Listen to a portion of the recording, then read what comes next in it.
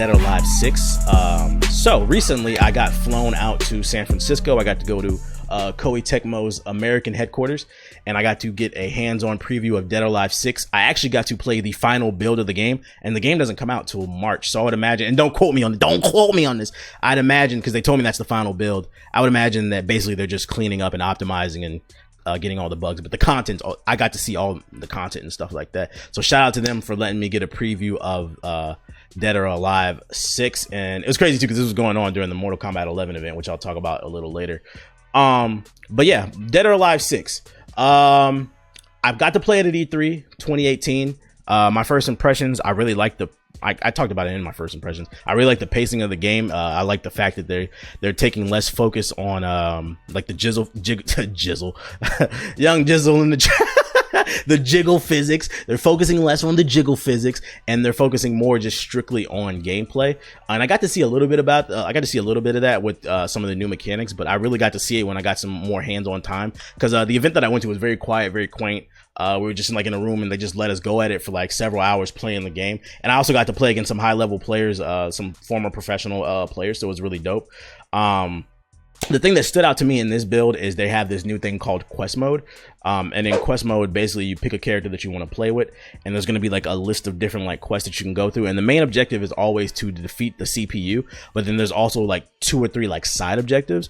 And the side objectives could be like something like get 60% damage with a single combo, do sidestep damage like 3 times in a row and stuff like that. And there'll be like a little checklist at the bottom of each quest, and as you start to complete it, it'll start to check things off, and then you'll unlock coins which you can use to claim prizes and stuff like that. But what was really cool about the quest mode that I liked and which stood out to me is, one of my problems with fighting games is I always feel like they're inaccessible to some certain degree. It's everybody button mashes, don't lie. We know you lie, you know we do.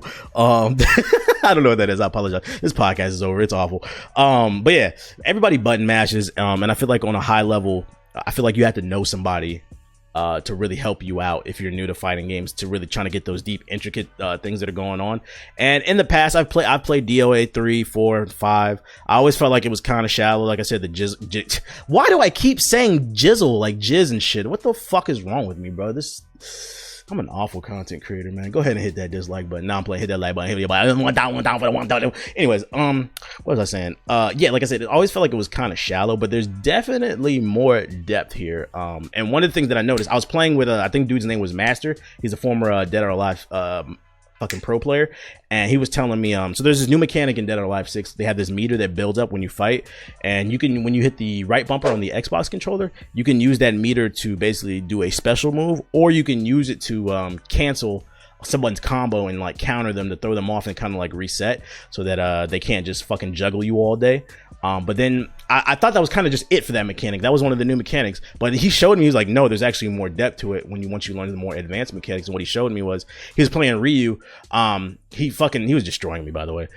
He got me into the air and he started juggling me, and he showed me that you can actually use that same special move mechanic to cancel out animations, and then extend your air juggle or your combo or your ground combo to an even longer combo.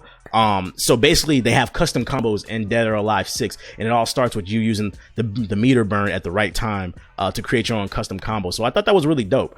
I was like, okay, so the focus for Dead or Alive 6, they were not lying. It really is the gameplay. Like I said, I really like the pacing of the game. It's really fast paced. I guess my concern with the game is, at the end of the day, it is Dead or Alive. This is no Mortal Kombat. This is no Street Fighter. And this is why I was asking them, like, what's the roadmap? How would they support that? What's the online gonna look like?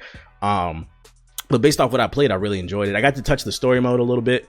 And like there's like cutscenes and all that stuff. It's like a full-blown story mode. So if you're into that, you don't want to get into like online play, they have story mode and quest mode to teach you how to play, which I thought was really dope. And the game is just gorgeous, by the way. I played the PC version. All the character models look great.